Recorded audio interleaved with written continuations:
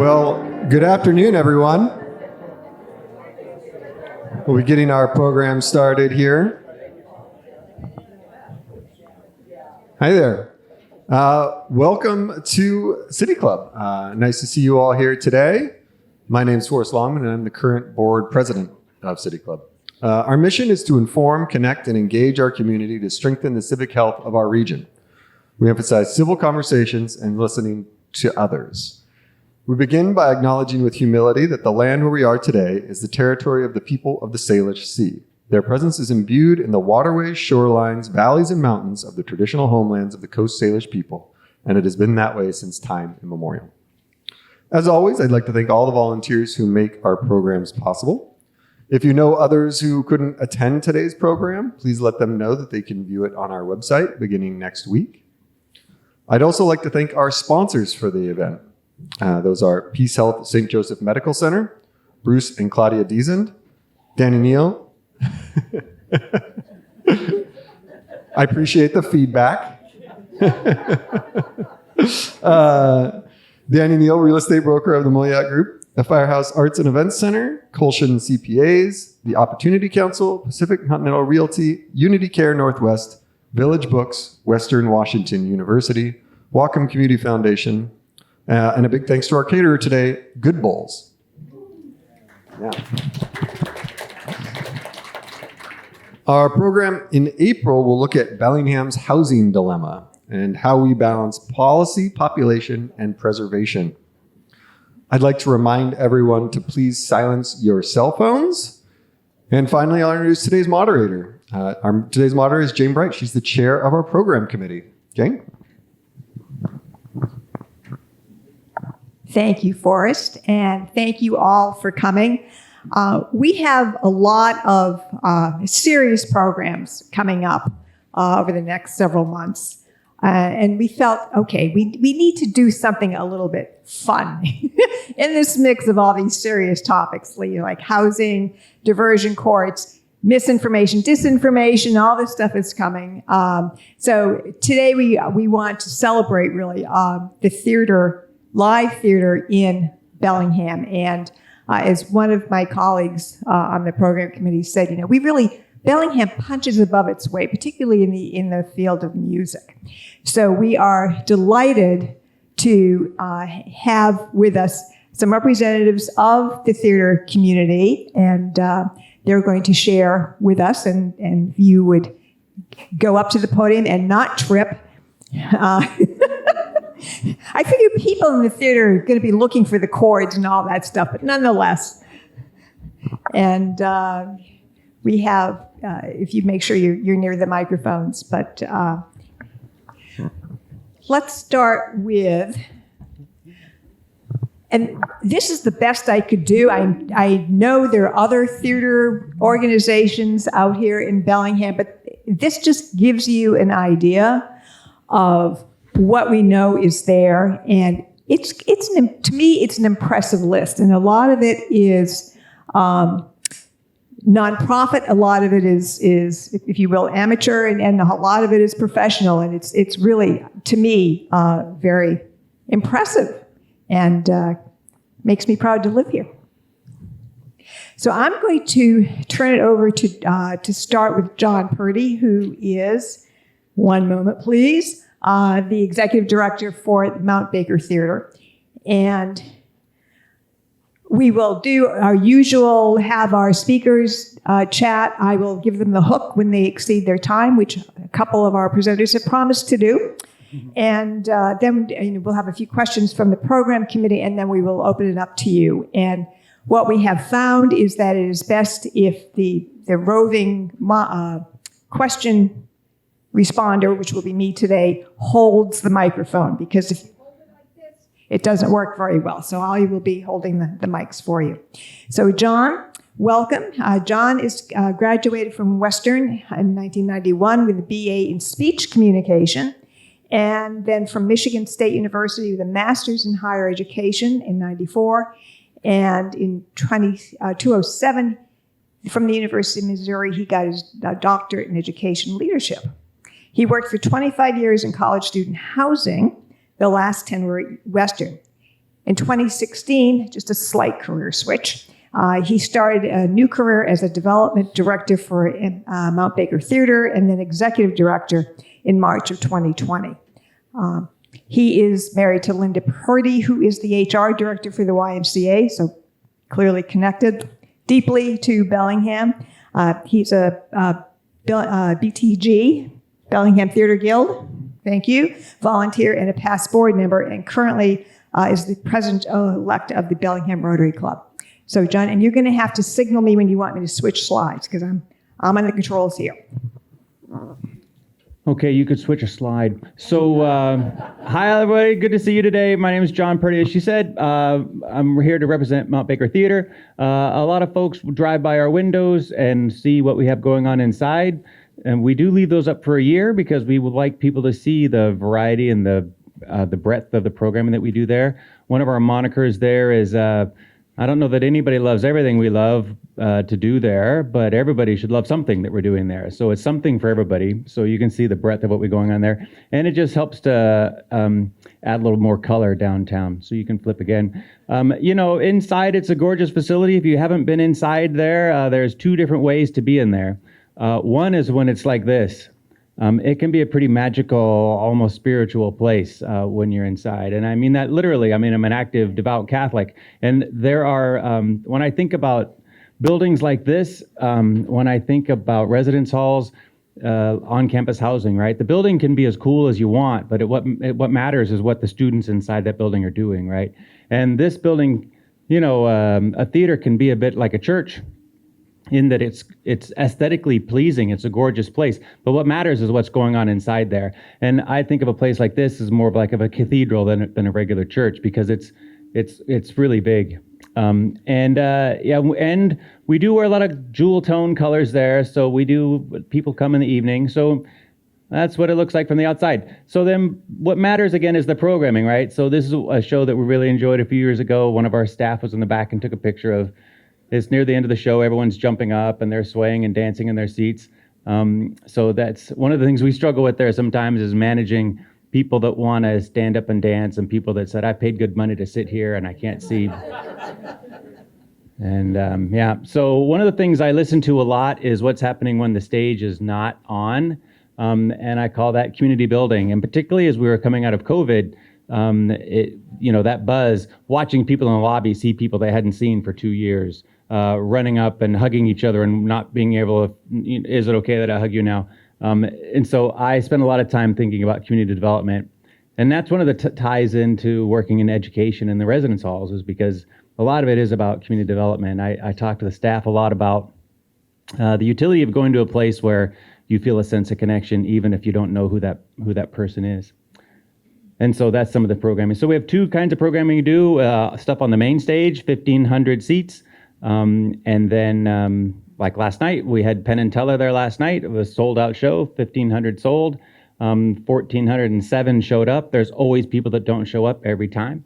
I don't care if it's an hour before the show, you should still call the box office and say, we're not coming, and donate your tickets back to the theater. And sometimes we can resell those. We would have sold some of those last night. And then we do programming in the Walton Theater as well, our little black box space. So we do these lookout sessions in there, some small format shows, much more intimate. You're right up with the artist. So that was it. And then I think that was it, right? And so then these are some things that she asked me to give some scale to in terms of what the arts are about. So you can go out to the arts. There's a link there. But basically, arts and culture accounts for 4% of the economy, which is a big number. We fund equitable economic development and vitality because unlike a lot of industries, like we have all this other connection to the stuff that happens, right? When people come and do stuff, they don't just do stuff with us. And of course, tourism and creative economy. So, we create creative people. So if you flip to the next one. So there's this national study. They did some survey work here in this town as well as Tacoma and all places all around the country. And when they average them out, the average adult, I think it means adult. I don't think it counts like from the third grade when they come and see a show at 2:00 in the afternoon. I don't think they count. But everybody else who's coming, it's $31 on average per time. So when we have like 94,000 people a year coming to the theater, well, let's not count the kids. So we have like 80,000 people coming to the theater in a year. That's 80,000 times $31. That's a lot of economic activity that happens, right? Because you're going out to dinner, you're paying, well, in this town, maybe you're not paying for parking.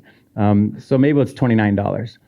But you're getting dessert, you're paying the babysitter. I mean, there's a lot of other activity, right? I mean, my wife and I just went and saw Trevor Noah. We drove to Seattle. Of course, we had to get dinner. We paid $40 to park our car. We don't have babysitting anymore. But of course, we get there an hour early. So then we're wandering around to other shops. And I mean, there's a lot of economic activity that happens. And you can go out to this American for the Arts to see how that works. And then the next one is it. And then we don't have time to get into this slide today. I did put that link in there, but one of the things is if you go out to the Americans for the Arts, you can see this social impact wheel, and it's got like, I don't know, 20 different things. You can click on each section of the wheel, and it pops out and talks about what do the arts do for civic engagement? What do the arts do for economic development? What do the arts do for mental health? What do the arts do for child development? And so you can go to, oh yeah, good. And so you can go to any of these things and it will click open a link and then it'll give you a fact sheet. I mean, the amount of work that these people have done at the national level is just astounding. And so you can see all kinds of, you can learn all kinds of stuff about the impact of the arts. And it doesn't really, as it said earlier, right? It's not just live theater. It's the museum. It's all kinds of art that has an effect on people. So that was what I was going to open with. Does that sound good? Did you keep your timer going? Because I'm sure that was like 14 minutes. Good. Well, my undergrad was a speech communication degree. So anytime I'm talking to more than 3 people, I'm putting my degree to work. I feel so happy about that. One of the questions I did want to ask is you talk in your slide. Let me go back to it. Yeah. I thought I had this down here. One moment, please.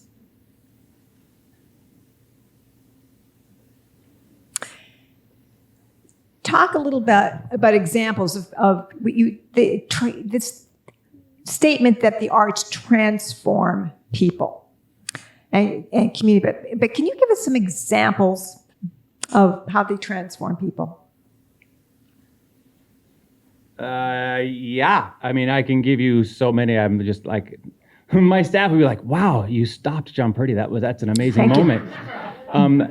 So, I mean, when I volunteer at the Theater Guild, you'll hear an endless number of people that will talk about how they were going through a period of depression and that show helped stop them from doing something that they shouldn't have done. You'll see them find new connections. When we moved here to town in 2006, we had twin daughters.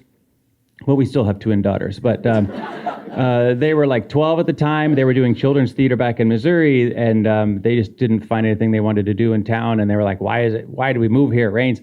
And they got cast in a show at the Theater Guild, and they spent countless hours rehearsing how to be the mutes in a show. And so it was transformational for me because I ended up volunteering at the Theater Guild, and then that's what ruined my life. I mean, I was volunteering as a board member, and then I was helping to raise funding for them, and then I got a job at the theater.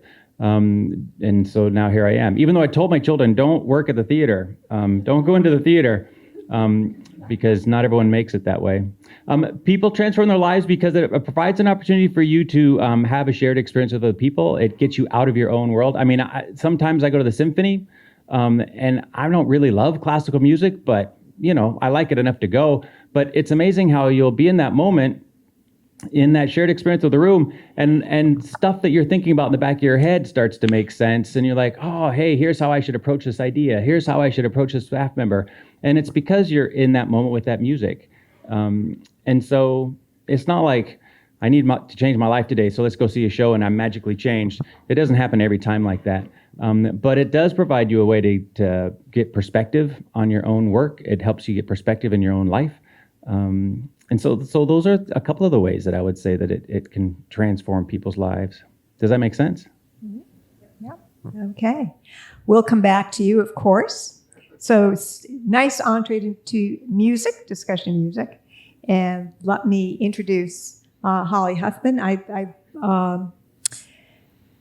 Many of you probably know Holly in her role as city council. You may not know her as a business owner. So Holly has been a downtown business owner for 13 years, running a live music venue called The Shakedown, along with its attached bar and pinball lounge called The Racket. For over 20 years, she's been a huge fan of downtown's nightlife and music scene, participating as musician, photographer, and showgoer.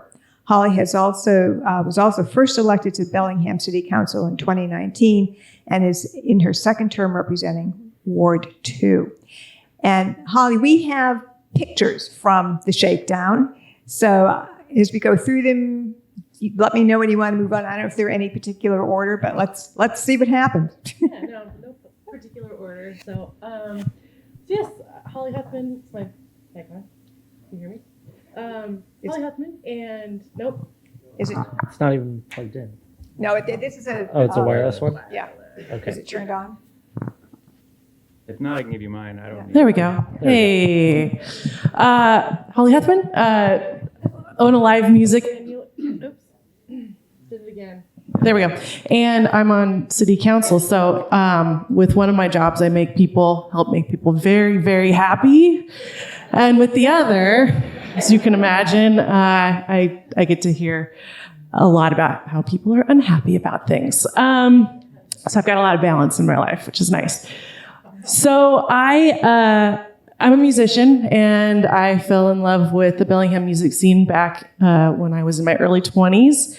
And when figuring out how I can stay in this lovely city of Bellingham and make some money, and then maybe also do something that I love, I thought, well, I should throw shows. I love throwing shows. I love being at shows, participating in shows. And so the opportunity came about. At the time, I was also had a serious hobby with live music photography. And, John mentioned that feeling of being in church. And that's exactly what I used to think as well, is that being watching a show felt like the most religious experience that I could think of. And I wanted to convey to other people and also help myself remember what it was like to be there, which is why I started taking pictures. So these are some pictures that I took at the Shakedown. I don't really have a time to do photography much anymore, unfortunately, but I added these because hopefully you can get a sense of the energy and the excitement and sometimes the humor and the interest and of what it's like to be at a live show. I really love taking pictures of crowds in particular. So you'll see some of those in here as well. But so I think the one other thing that John mentioned, it's very different settings, but there's a lot of commonality in, why we want to experience live music or theater or comedy. And it really comes down to a feeling of community and a common experience, connection. And that was certainly something that became really apparent during the pandemic. Spaces like ours were the first to close, of course, because there's no better way to transmit COVID than being in a room full of people all laughing and talking and cheering.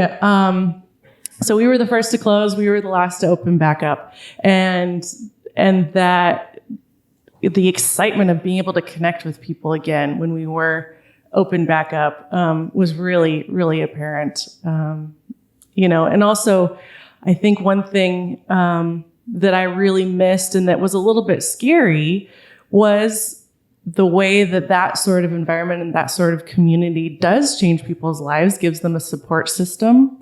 Sometimes people will say it saved my life. And not having that, not being able to check in on people on a regular basis during the pandemic was a little bit scary, and also made me appreciate the community that Bellingham has even more, revolving around live music and the arts. So,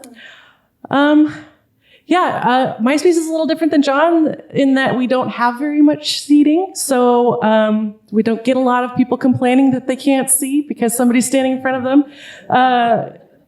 And it's a 225 capacity room. So a little bit smaller than the 1,500 that John has. We also have the Wild Buffalo, which is about twice the size of the Shakedown, but smaller than the theater. And then a lot of others, even smaller places, which are also really important, like the Blue Room and Makeshift.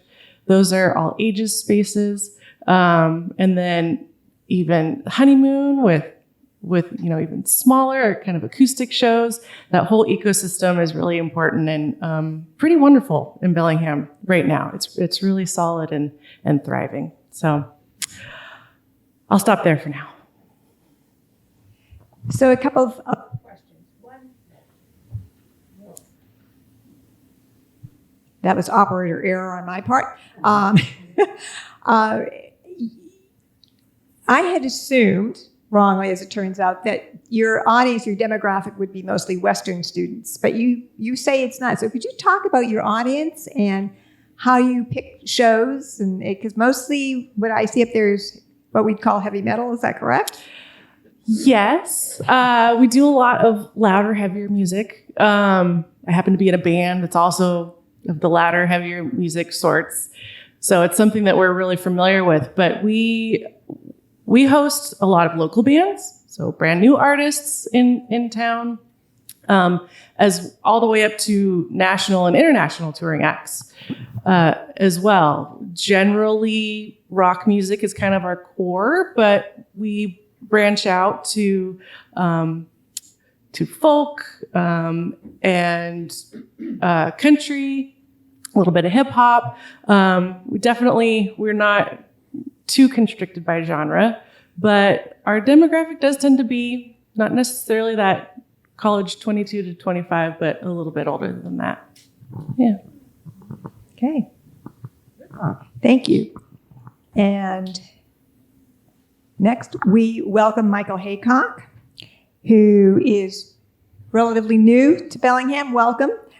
He has been involved in improv comedy for over a decade. Originally from Utah, Michael has traveled all around learning, performing improv comedy. He is the founder of the Wasatch Improv Festival in Salt Lake City, Utah, and is currently the artistic director at the Upfront Theater in Bellingham. Let's see if I can do this without dropping things. In addition to this, Michael has a master's degree in special education and manages the early learning program at the Whatcom Center for Early Learning. He loves to bring out knowledge and discovery in others through play and laughter. Welcome, Michael. Thank you.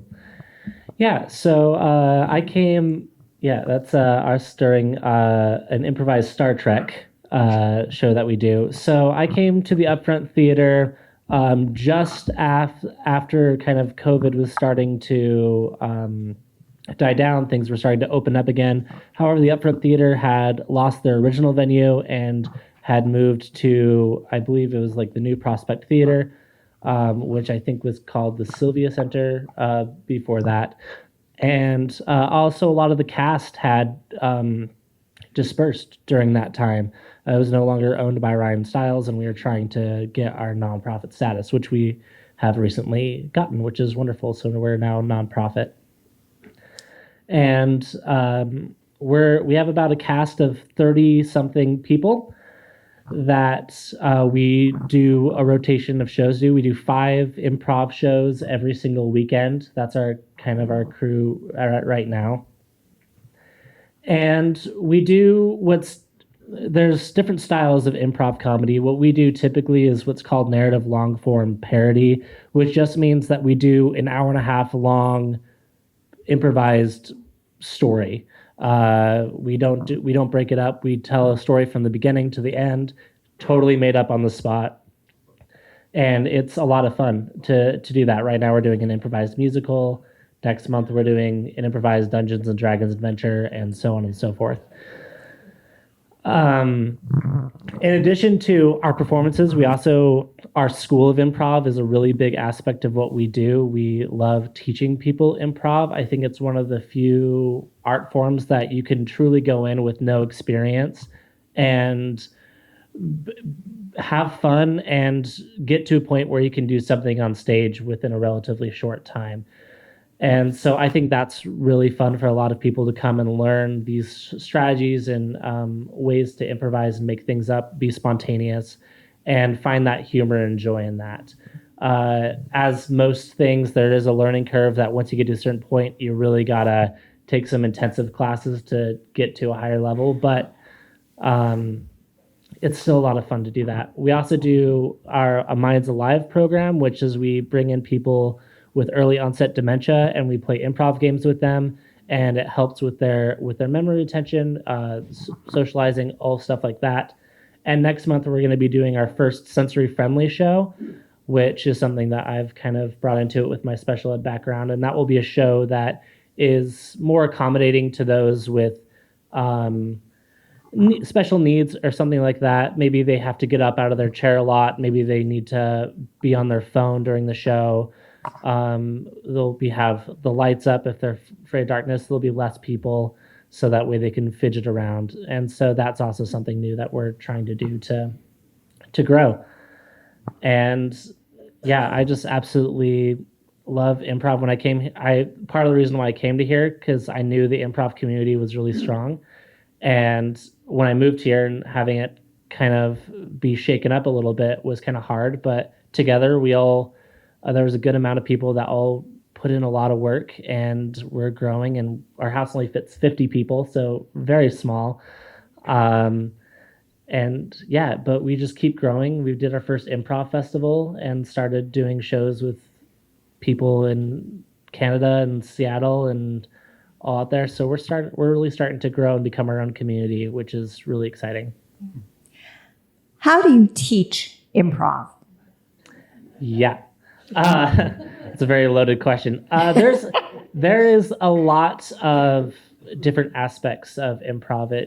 The first thing I think we do is that we just practice people listening and responding, being in the moment. That's a really big one. Just being present is such a skill, and just finding your playful self. As adults, incredibly difficult to be playful. Unless you're almost forced to be in that sense. So I think just going in and playing these silly, kind of dumb games together and allowing yourself to laugh and connect and all of that, that's how we start. And then we slowly start building on skills. The one I think is most common for improvisers is the concept of yes and, which is you're saying yes to what was just offered to you, and you're finding something to add on to it. So if someone came up to you and said, here's a blue cup, you wouldn't say, that's not a blue cup, that's a red cup. That would be saying no. You'd say, oh, thank you for the blue cup. Yes, I acknowledging it. Oh, and it's full of juice. And then the scene continues from there. That's the best example I can think of on the spot, unfortunately. Yeah, just an aside, I did and we'll talk about this. The business, improv started selling skill sets to businesses years ago to help brainstorming, where you can't say but. If you've ever tried to do, like a conversation with somebody and not say but, it's so hard.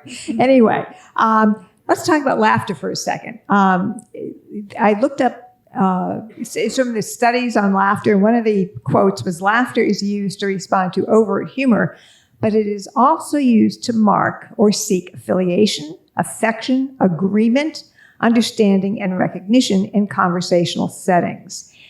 You want to expand on that, or just, does this relate to improv? What? I mean, it definitely does. I mean, we strive to create laughter in our comedy shows for sure. And it's something that, I don't know, it just kind of happens. I think people go to our shows wanting to laugh. They build connection. And I mean, there's shows that we've been in where people are like, my mouth hurts because I've been laughing so hard, or I've just been smiling for that long and I couldn't tell. And there's just, it does so much for your body, laughing. There's even a style of yoga called laughter yoga that people can do. And it's breathing. It gets that airflow in. It recharges you. It's really powerful and beneficial to have laughter in your life. Thank you. You mentioned that you are a nonprofit. John, I understand Mount Baker is a nonprofit. Let's talk a little bit about the economics of being in this business, because it is a business. How does that work, being a nonprofit? Hollie is not a nonprofit, and what are the challenges, and is this different since COVID? Let's talk a little bit about what it takes to run a business like this. John, do you want to start? Yeah, I really get irritated by that term. If you look at the other options of what the other things other than nonprofits are, they're all a positive framed thing, right? And that's the only one that's defined as it's a nonprofit, which is a lie. Because if it wasn't profitable, we would go out of business. You can't spend more than you bring in. You just can't. Although it's amazing how many for-profit companies can not make a profit for 5 or 6 years, and it seems to be no problem. You just keep selling more shares, and everything's fine. And I just don't understand that at all. So I prefer a definition more like a mission-based organization. We're not in the business so that we can maximize the number of dollars that we generate so that we can pay other people. We are in the business of achieving our mission, which in our case is serving our community, right? So So as a nonprofit, the benefit is things like we don't pay sales tax. Nope, we pay sales tax. We don't pay income tax. And so it's really irritating for things like accounting, because we have to keep depreciation on our books. And our depreciation is like, I don't know, $110,000 a year. And I was like, but it's not a real number. And the accountant starts screaming, and it's like, it is a real number. It's fine. I'm like, yeah, I know, but I'm not writing a check every year for $110,000 for the stuff I already bought. And they're like, yes, but it's lowering it. Yes, I don't care, because I don't make any money on my profit. So it's not like it's saving me any tax dollars. So there's a lot of things that are irritating about being a nonprofit. So what it requires is we have a couple of different funding streams, right? So our biggest funding stream obviously is selling tickets, right? We sell tickets. We also sell concessions. We sell wine. We sell beer, right? Now we sell merchandise. You can buy MBT sweatshirts and give them away for Christmas presents, and it's just an idea. So we sell things, right? And then we also take donations, right? So we get paid by the city, because the city owns on all of our behalves, right? So the city owns the building, and then they pay the nonprofit to run the building for them. We call that outsourcing in other communities, but they outsource the problem so that the city council doesn't have to hear about why they booked that show, because they're like, don't talk to me, talk to those fools that run the place. So the city pays us to do that. So I don't call that a donation, because they're paying us to do that service, and it's like $500,000 a year they pay us to run that building. The whole org is like a $3.5 million, $3.8 million operation. So there's the tickets that we sell ourselves, and then there's the fee we get from the city. There's the fee we get when we rent the theater. So like the Shakedown wants to bring in some artist that doesn't fit in their space, and so they want to rent the theater, or any of you want to rent the theater and have a birthday party, or whatever you want to do, right? You can rent the theater. So we collect those fees. That's all earned. I hate that term. It's earned income, as if to say the donations are not earned. Because let me tell you, if we were doing a bad job, no one would give us any money, right? So we earn every dollar that you donate to us. So we have donations through memberships. People give us memberships.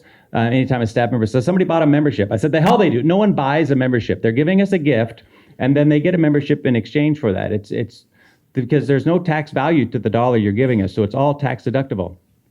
People sponsor the shows. People sponsor this. People sponsor series. People sponsor the season. People sponsor the concession stand. We have a concession stand sponsor. I mean, I'll find any way that you want to sponsor something. I'll find a way to put your name on it and let you do that. And so we have to combine all those together. Right now, we are at a relatively unsustainable 65% tickets and sales income and 35% donated income, which you really don't want to be above 60%, because then you have to live and die on every show. You can't take as many risks. It's just not very sustainable. And, if we have to shut the theater down for a month to fix something, and then we don't make revenue on that month, it's really hard, right? So those are some of the things we deal with. It's exciting and fun. I mean, I do like it, but But I also, I have the degree was like how to run a university, which is also a nonprofit, right? But if you think the universities don't make money, you're fooling yourself, right? I mean, they make money every year. It's just, what do they do with that money? They turn around and plow it back into the org that they're, so if I make more money in a year, I just turn around and plow it back into what I'm doing, or save it up for the year that I don't. I mean, right now, year to date, we're like at negative 30,000. So, which isn't bad on 3.5 million. I mean, $30,000 is like budget dust. I mean, who cares? It's just that if you keep doing that year after year after year, you can't keep doing that. It doesn't work. Thank you. On behalf of the City Club, apologies to all the accountants in the room. Yeah.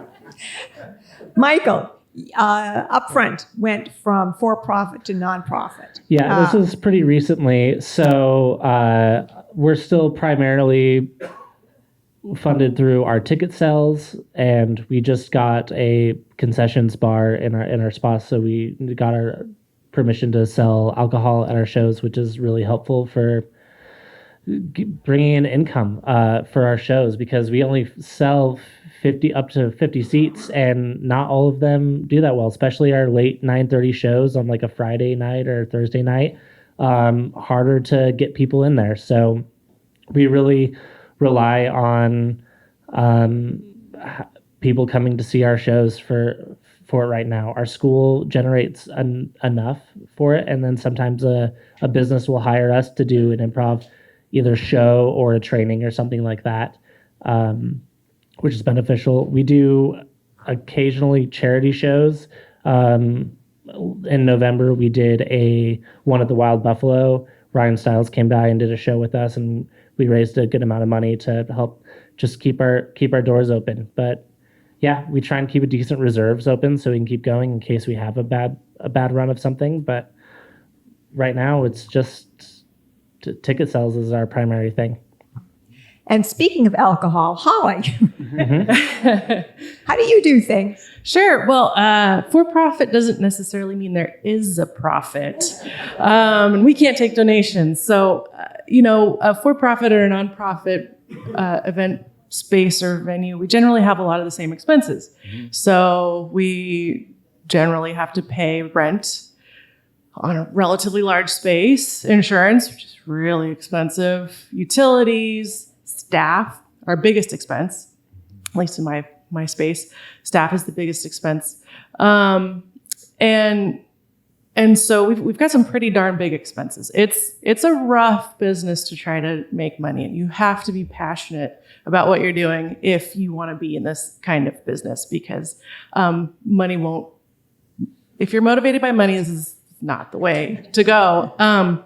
But so we as a venue, we rely a lot on alcohol sales. When you purchase a ticket for a show in a venue like mine, the majority of that ticket goes to the artists that are performing that night. So although we do take a bit of that to cover some of our expenses, like the sound engineer, maybe the promotions, the posters, and social media, the bigger the venue, the more that they need to take from that ticket in order to cover their expenses. Because they have more of them, they have more staff, more things to offer for the show experience. But and fun fact, people are drinking less alcohol than they used to. So alcohol consumption is down pretty significantly, which is great for the health of our society, but not great for necessarily paying the rent. So venues have to constantly be evolving and keeping up with the times and predicting, what the next trends are going to be. And that's sometimes on a daily basis, predicting trends of what people want to see. I mean, it's throwing a party every day and hoping that people show up. And sometimes they don't. That's no fun. But so it's venues are around the country. They're having a tough time just because the cost of putting a show on just keeps getting greater and greater. And so venues are having to kind of struggle to figure out how do we cover all of those expenses, because we can't do them in the same ways that we used to. Speaking of artists and labor, I understand Mount Baker Theater only employs union folk. I assume up front and Holly, you do your well. I shouldn't assume for you, but talk about what it takes in terms of labor to put shows on. Yeah, well, Hollie's spot on about the biggest expense is the labor, right? And because the artist is labor as well, so that's it's true. That's the biggest expense. I didn't bring that particular number with me, but it's like 1.5 out of my $3.5 million budget is labor. So we are unionized. Everybody who's connected directly to the stage, so all the stage hands, the sound techs, the light techs, the fly riggers, the costume people, those are all union staff. I went to the national conference because, thank God for COVID, it was on Zoom, and so I could go for much less cost. So I went to the national convention and for the American Performing Arts Association, and the keynote speaker said, you need to understand that your biggest donor is not the donor you think it of. Your biggest donor is your underpaid staff that you've been taking advantage of for decades. And I was like, and he wasn't talking about me. He was talking about the stagehands.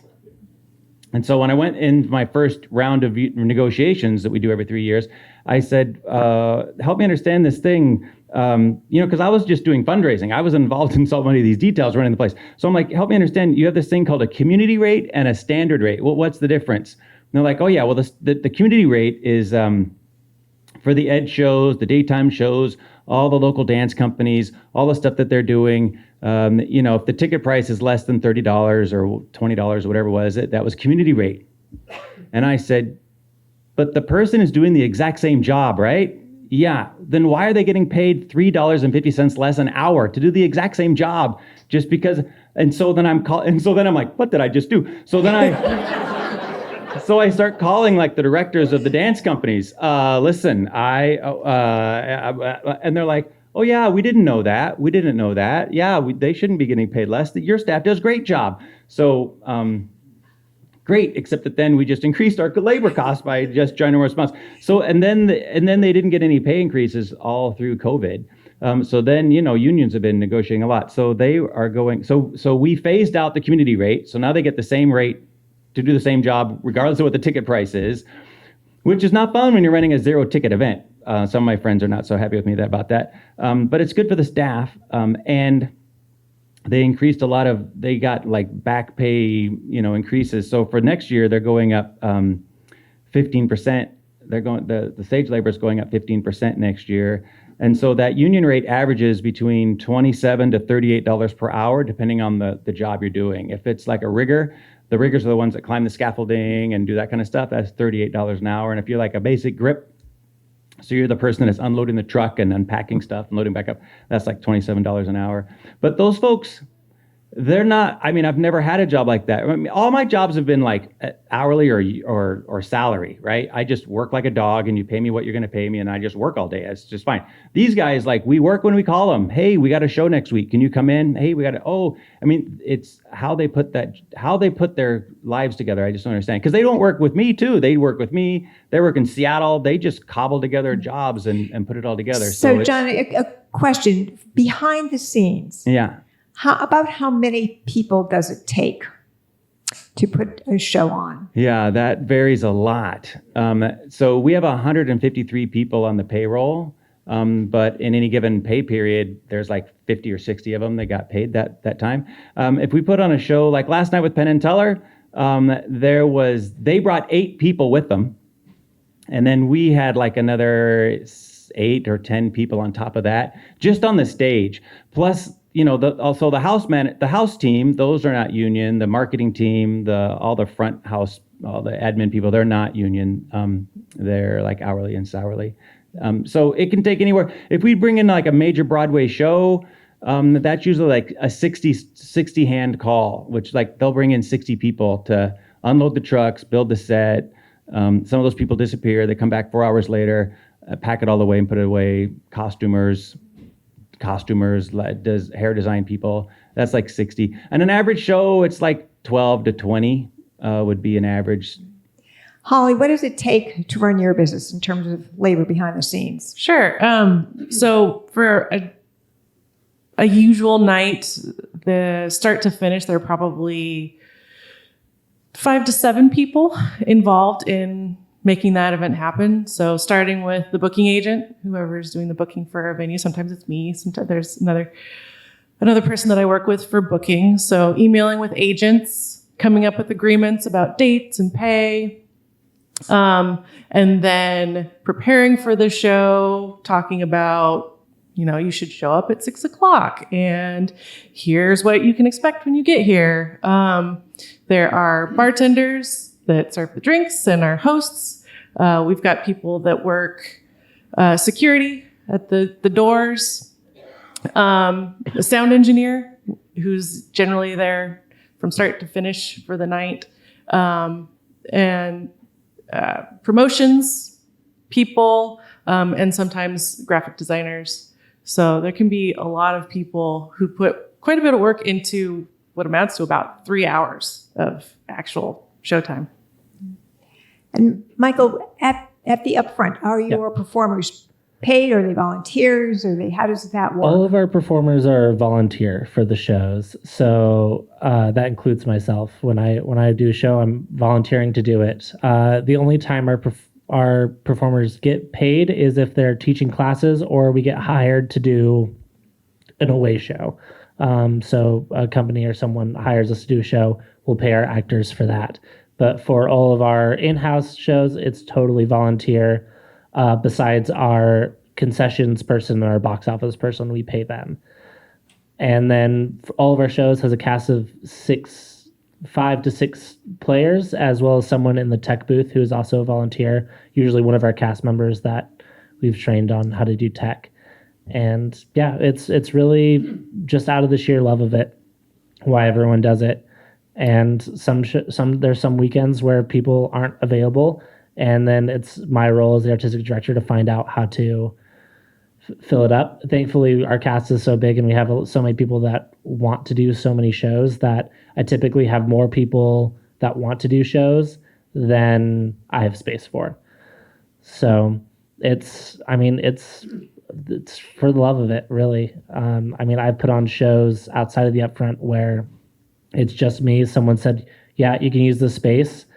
And it's just a one person putting it all together, putting all the lights up, all of that. We do our own sound design and light design. It's all on the fly. And if something's not working, then someone that has the most theater background usually gets on a ladder and tries to figure it out. And it's really just everyone tries to put in together what they can, and we just put on a fun show and do our best.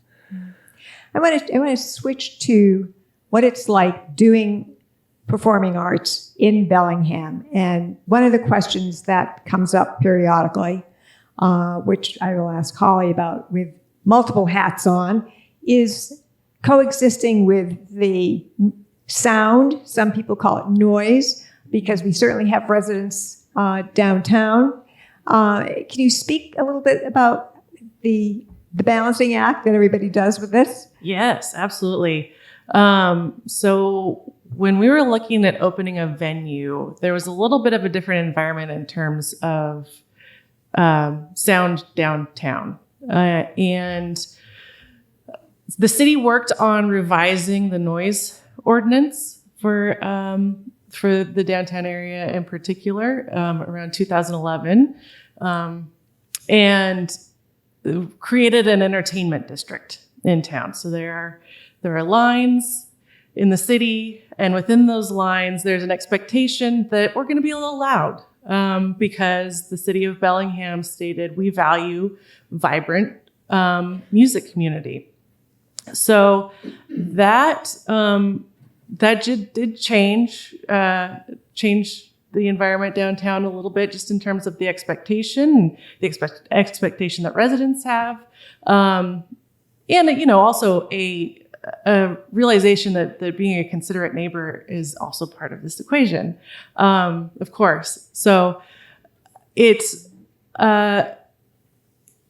I would say that the cities, there are some cities in this country where there's quite a bit more struggle between live music and residents in terms of sound. But Bellingham seems to have have struck a pretty nice balance and understanding of our values as well as just what's expected.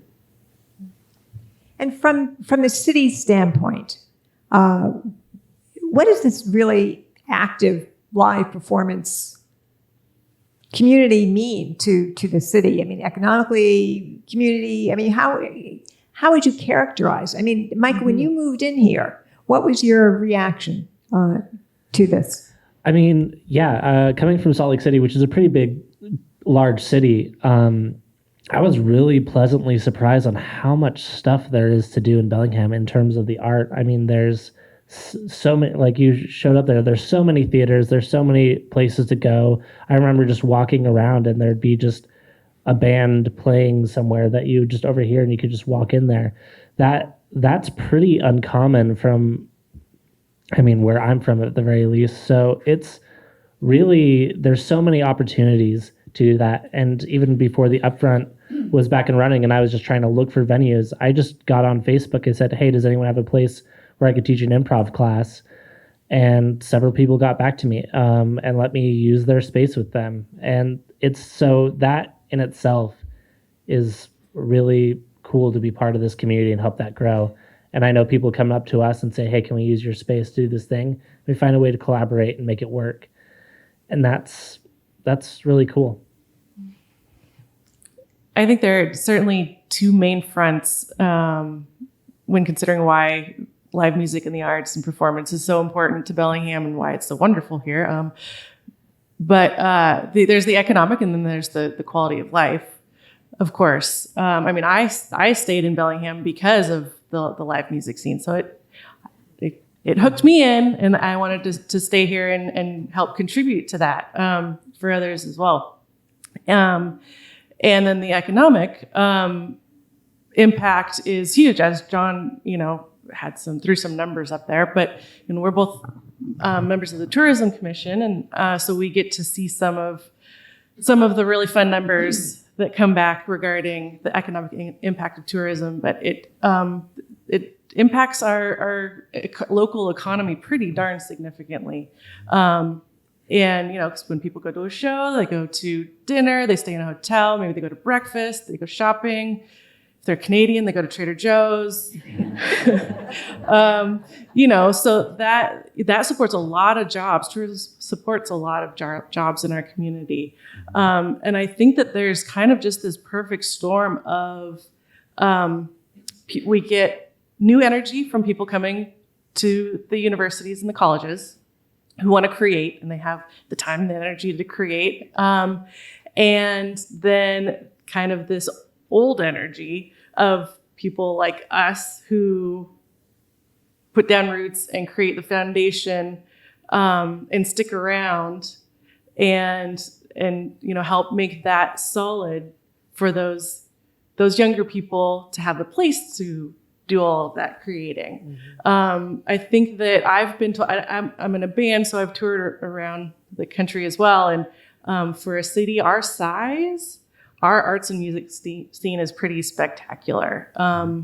I hope that we all appreciate that because it's adding a lot to our community for sure. From from symphonies and the theater sorts of performances to the really gritty rock shows and the stuff that might be loud in your neighborhood that you don't appreciate too much, but all of that is contributing to make a really vibrant, diverse, creative scene in Bellingham. John, do you have anything to add? Of course, but I'm sure you have other questions that are still. Well, let me get a sense of questions from the audience. All right, let's turn it over to the audience. And just a reminder, please keep it to questions, not opinions. And I'm going to hold the mic so we can try and maximize the sound here. If you could stand up and tell us your name for starters. Is there any appropriate venue to go dancing for someone my age in their 70s?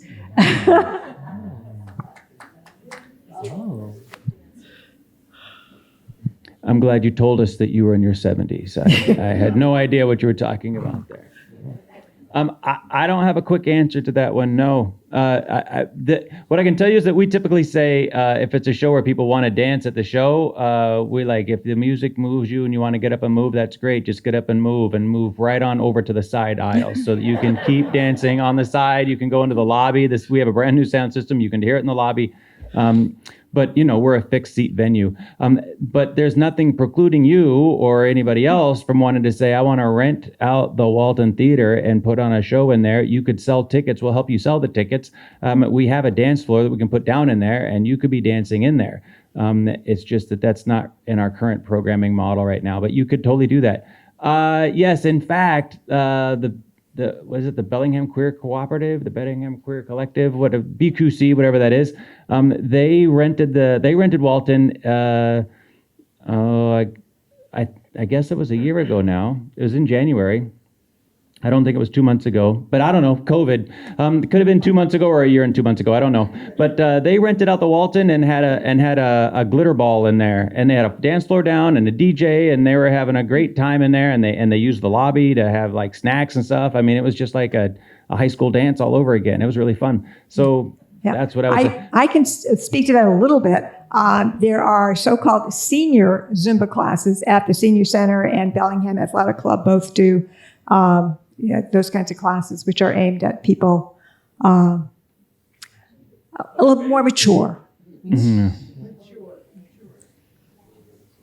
Hi, my name is Tina, and just to help with some suggestions, there's West Coast swing, there's East Coast swing, there's ballroom, there's line dancing at Boots. So there is a lot. The problem is they have incredibly poor advertising. It took me like 6 months to find these places. But if you're on Facebook, or if you just do Bellingham, West Coast Swing, or whatever you're interested in, there's something once a month for you. Thank you.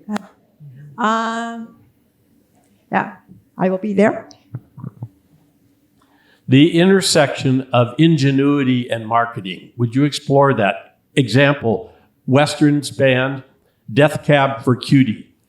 That name must do something to complement their music in a way that attracts an audience. And we're talking about attracting people to Bellingham and the Pacific Northwest and our reputation. So can you comment on those things? Yeah, I have to think of new show names almost monthly because we do a month show rotation. And thinking of the show names for advertising is one of the hardest things to do. Because we want something that's witty, also represents what it actually is, and something that will bring in a draw.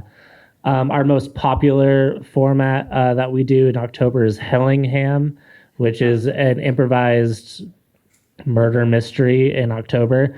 And that one, I don't know if it's the name or what, but that one just sells out by just people hearing that name. They're like, oh yeah, I gotta go see this.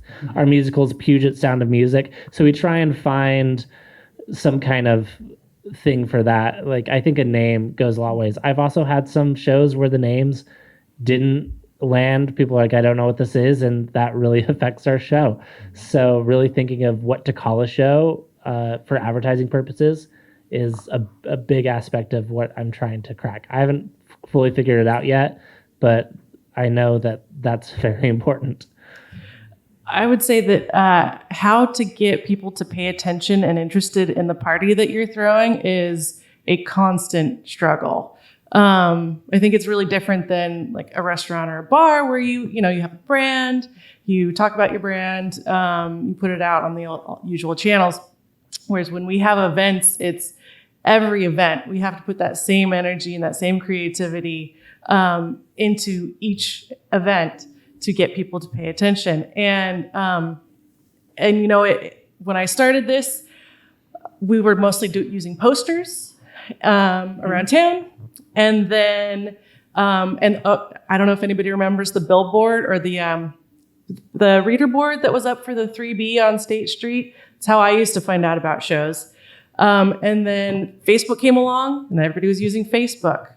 Now nobody uses Facebook and everybody started using Instagram. Then the kids aren't really using Instagram anymore. Now they're using Snapchat, and I don't even know what Trying to figure anymore. that out, yeah. So it's constantly chasing that, like, how do we grab people's attentions? What kind of imagery can we use? What kind of names can we use? How do we craft an event so that it grabs attention and people want to come and have fun? Because once we get them in the door, they're going to have fun.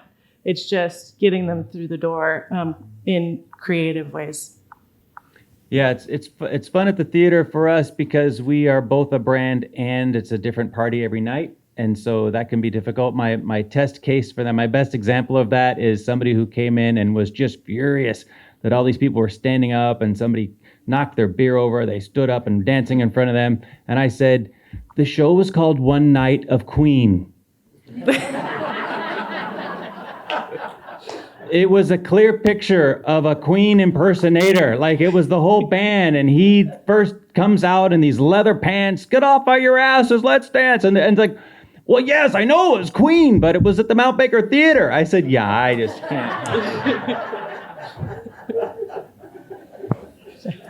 I think we have a question over here. You had talked about yes and in improv. I'd like to ask about the yes and that we ticket buyers always get. Mm-hmm. We buy the ticket and we have a service fee. Mm-hmm. Can you talk about, do you get some of those service fees? What happens to those service fees and why are we paying so much for them?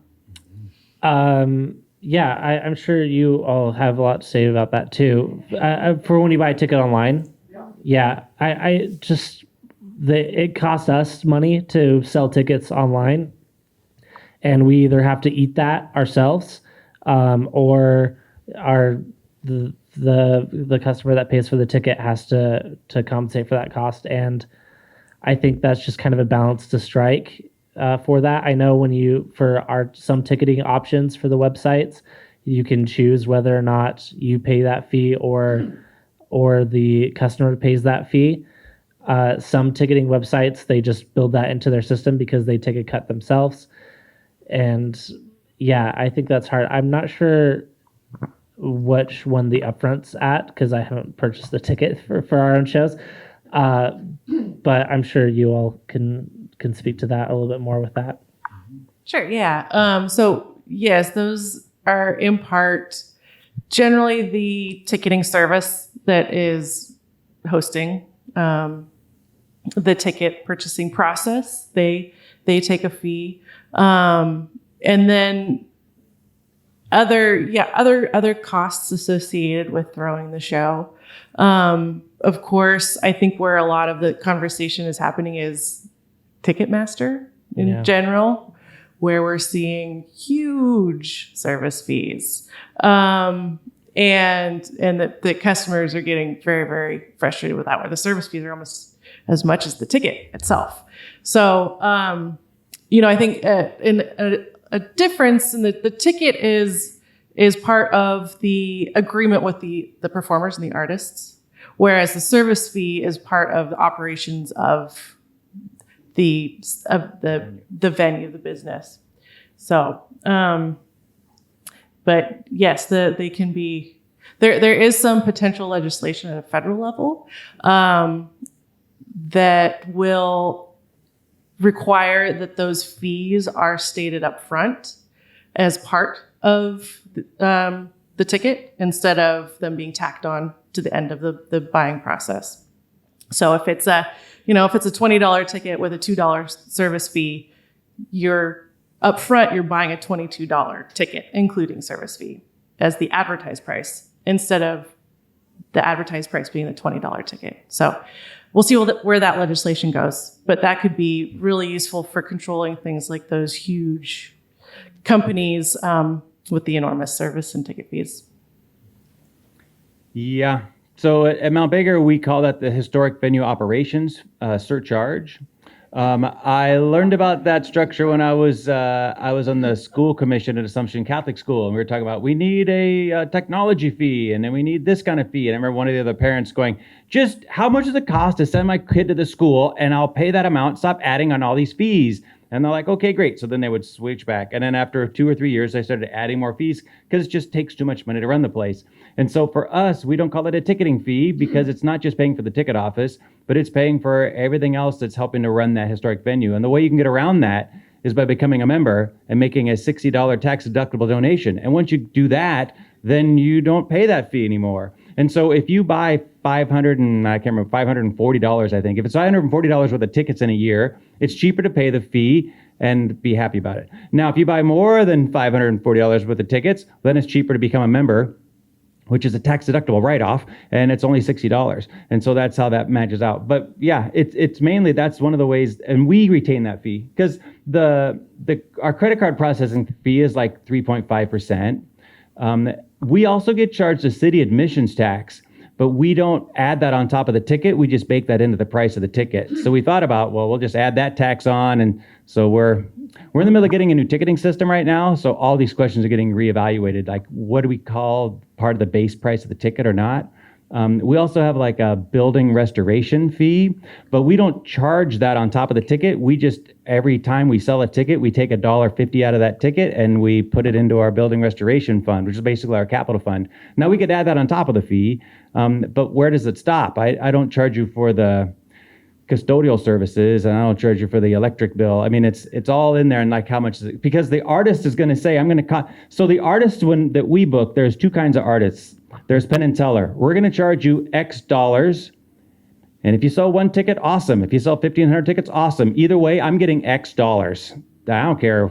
And they want to see what your ticket prices are. Because they're saying, oh, you're going to bring in that much money? Okay, now my price is X plus whatever. So we say, okay, so there's this dance. Most of the shows we book, though, say, I want a guarantee number, $30,000, $50,000. I want a guarantee number. And then I want X% of the gate after your expenses. So then we negotiate what expenses we get to put in. So marketing, all the stage labor, but we don't have a way to factor in things like the box office because we can't tell which hour and which minute we were spending on buying that ticket. So marketing expenses, like the buying ad air time and things, but not paying for the marketing staff, not paying for the development staff, not paying for my time, the custodial time, all that other time doesn't get baked in. So yeah, it's a complicated dance trying to balance those things out. I mean, the easiest thing for us would be to say we just need to charge this is how much the ticket is. But when we make that ticket higher and higher, then the artist keeps taking more and more. And why would they not? Because they got to make a living, right? I mean, they're not doing it as a nonprofit. Thank you. Question here?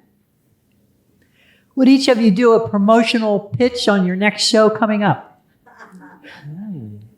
Well, I would. My next show coming up is Bumua, and that is an Inuit band out of Alaska. They are the premier Inuit band in the world. Of course, how many Inuit bands are there? But they travel the world, and so they have all this musical influence from other indigenous populations from around the world. So indigenous populations in Australia, from South America, like all over the world. And they bring in these traveling artists with them. And they have like Inuit like masks and things. And it's kind of a jazz funk kind of a sound, but it's also based in Inuit. And we brought that in because we bring in two kinds of shows, right? One is like commercial shows, right? We have to make money on a Penn and Teller to compensate for the other shows we bring in. So we brought in this show because it helps to speak to a part of our community that we don't do much programming for, right? Although that has changed. We've done a lot more programming for the indigenous populations. And we've sold like 300 tickets to that show. So it is a great show. What is the date, John? It's like Tuesday of next week. Yeah, April 3rd. Okay. April 3rd. Yeah. So that's the next big show that's coming up that is really cool. And it's something, I mean, one of the things, we used to put out those passports, our brochure used to be a passport. And that's because we were really focused on, you can travel the world right here in town because we bring you stuff from all over the world. And this is one of those shows. It just happens to be just down from Alaska. But I was so excited when we booked that show. And I knew we weren't going to make any money on that show. But it's really cool to bring things like that to town. Holly, what do you have coming up? I look at our calendar several times a day and I'm drawing a blank. Me too. I'm looking up when that show is. Yeah. Yeah. Tonight we have the Schizophonics. which is a duo from California. They are garage rock, fuzz rock, real high energy. And it's a little earlier for us. It's a 7:30, 8 o'clock show. So just before my bedtime these days. And we have a pretty varied calendar this week. We've got some bluegrass and Americana in on Friday. There we go. Are you pretty much every night? We are 3 to 5 days a week, generally. Yeah. So, yes, thank you. Oh, this was a great show. Sons of Rainier, sold out show with our locals. Devin Champlin, he owns a guitar shop downtown that you may have heard of. Really fun show. Oh, Grateful Dead. That was really fun. Yeah, so that right there, yeah, Schizophonics with some local bands as well on there. So with touring bands, we usually match them up with local bands. And there's some burlesque on Saturday if you're the type that's into burlesque. Like I said, our next show is going to be an improvised Dungeons and Dragons adventure, which is just a high fantasy improvised adventure where the audience will give us a quest to go on, as well as the bad guy that they will have to fight. And then we roll a giant 20-sided dice to see the results of those. We're also, it's our last weekend of doing Puget Sound of the Music. We have live musicians. And we make up a fully length improvised musical on the spot with musicians and everything. And then also our 9:30 shows next week, which is pretty late. It's a show called Trapped, and that is going to be a improvised bottle episode. Basically, the premise is we have 5 or 6 improvisers. As soon as they enter the scene, they are not allowed to leave the scene until the show is over. So it's just a single scene that lasts like an hour. Mm-hmm. Which is really impressive when we pull it off. It's really cool. And then our March Madness, this month we did a bracket style improv competition. We had 30 something improvisers split among 10 different teams. And then this weekend is the finals for that. So every night a team is eliminated, another team moves on. This Saturday is the ending of that March Madness. So those are all those shows that are coming up. I'm going to hold it for you. I have a comment more than a question, but there's a website on Facebook called Whatcom County Theater, and it's done by Dana Crediford, who's very involved in Bay and a number of organizations. And she posts almost daily, and just posts to her site that lists what's happening in all these venues that are on your screen up there. Excellent informational website in Whatcom County Theater. And another great source is Western Washington University's website lists all their performances, and they have things going on almost daily. Yeah, when I was pulling the list together, it was a challenge because there was so much, but not all concentrated in the same area. Any other questions from the audience over here? It's very humble of you, Russ. Another good source would be Russ, because he volunteers at half of those places in this county. He's everywhere, that guy. Hollie, either of you, would you speak to City of Bellingham's support for music, talking about the tune-up and Bellingham exit as cool examples, please? No pressure, Hollie. Tourism Commission member there. Sure. So the City of Bellingham, we receive lodging tax dollars and from hotel stays. And that money goes to supporting things that will bring in more people to stay in hotels to give us more lodging tax. It's a beautiful relationship. And one of the things that the Tourism Commission gets to do is decide how that money is allocated through grants, among other things. And we give a lot of money to these guys too. But And so one of the things that the Tourism Commission has done is create signature events where we encourage brand new startup events and fund them pretty significantly for a couple of years, and then hope they can go off on their own and continue to be sustainable after that. Because of course, if you have a new event, you're going to lose money the first couple of years until you figure out what you're doing, and people get familiar with your event. So we've got the Tune Up Festival, which you've maybe seen the last couple of years, which is a mountain bike event, but also has live music. And then we recently have a new event called the Bellingham Exit, which is a live music event that takes place in different venues around town, like the Shakedown, the Wild Buffalo, Mount Baker Theater, and then lots of other small spots and some free shows too, which is really cool. So you could just walk around town and walk up to a show and watch some music. So yeah, those are some ways that the city of Bellingham is supporting events, and there will likely be more because that people keep staying in hotels and we keep getting money that we need to spend on things to bring people into town. Yeah, I think an important thing of that for us, one of the things we talk about at Mount Baker, our one of our previous marketing directors used to talk about, part of our job is to get people out of their living rooms and downtown. It's to get them out of their living rooms and downtown, because then there's more activity and their lives are better, because their lives are better, right? COVID taught us a lot of things, right? You don't know what you got till it's gone, right? I mean, I obviously, I'm a huge extrovert. I worked out of my bedroom for like 10 months. It was like a year-long timeout. I was like, why am I being punished? I couldn't go to mass anymore. Watching mass on television is not the same thing as being in the church while there's mass happening. I mean, and I think that's the difference between watching a movie at your house and watching a movie, whether that's at Regal or Pickford or at our place. I mean, you can watch Star Wars for like the 20th time at home and, whatever. But I tell you what, if you come down to the Mount Baker on May the 4th and you go see Star Wars, it will be a transformative experience. You will see people with their kids dressed up in costume sharing this moment that they remember having when they were 10 years old. It's astounding. People will come. People that you've never seen before will show up with full regalia.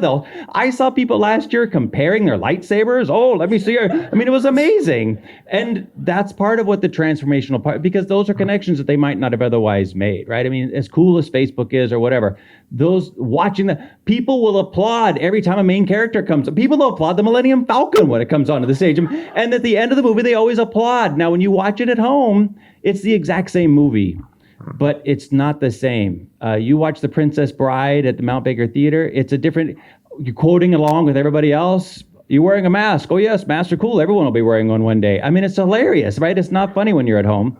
So I don't know how I started on that one. But it was a good one. I'm glad you did, however you got there. But let's take a minute, and we're going to wrap up in a few minutes. But how do you regard movies at movie theaters in terms, are they competition?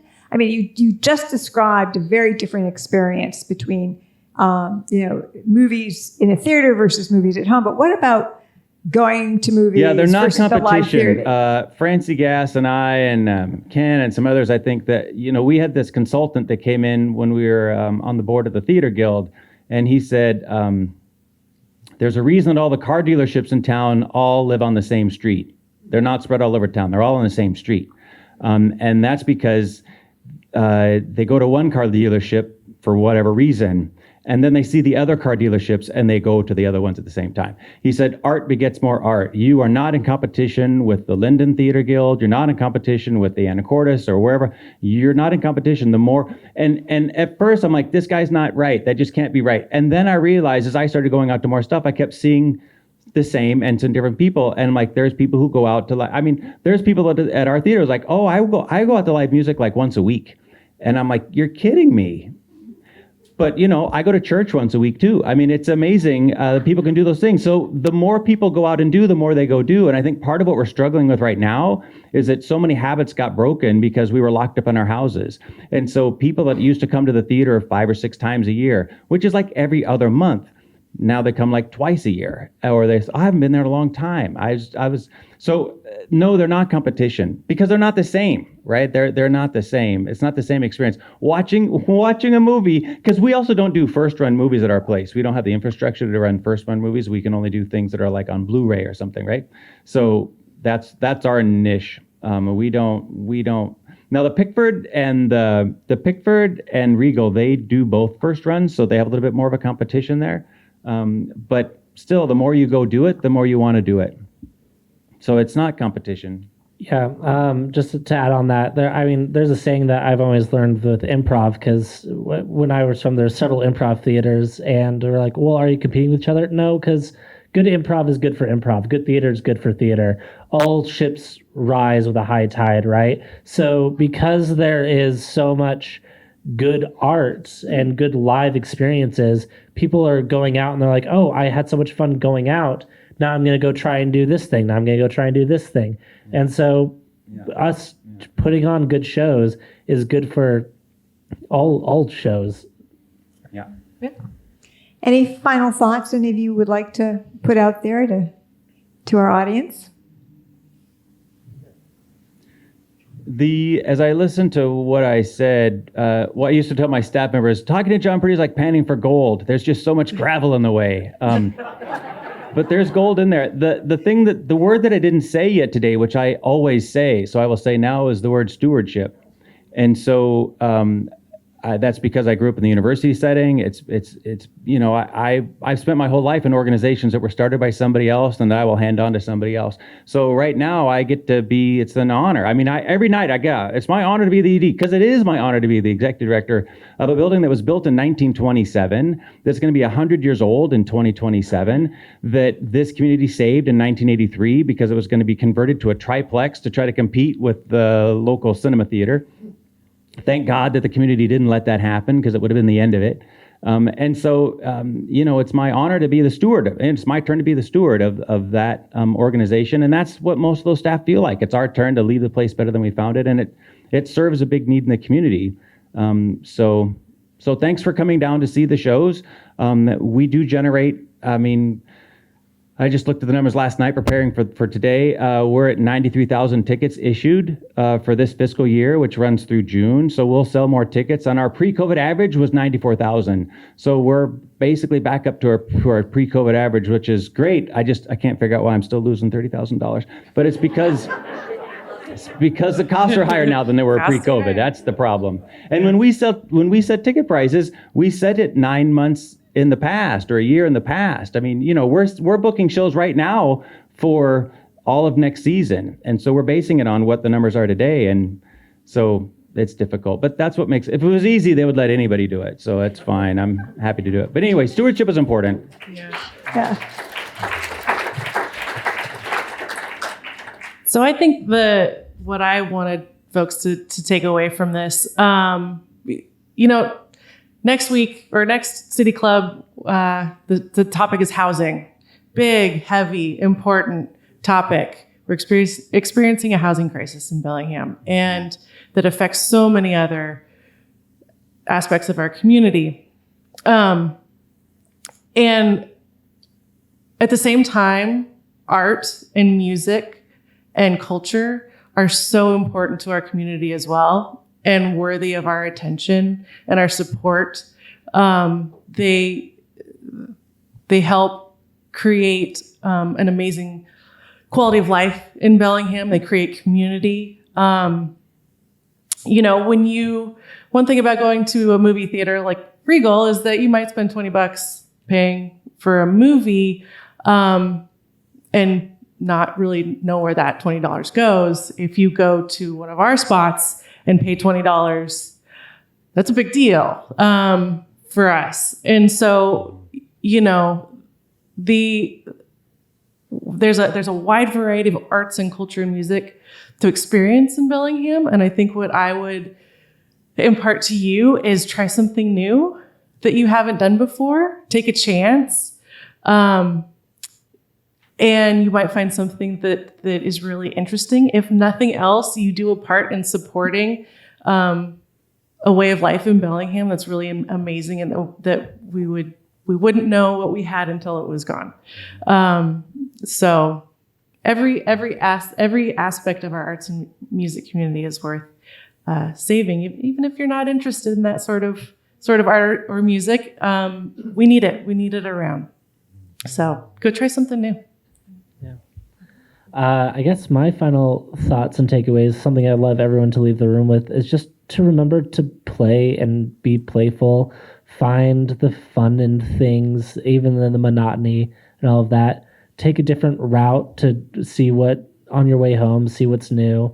Go laugh with people, find yourself in the moment, and don't worry too much about the past or the future, because right now we're all here. You're all people that clearly go out and are willing to be part of a community thing.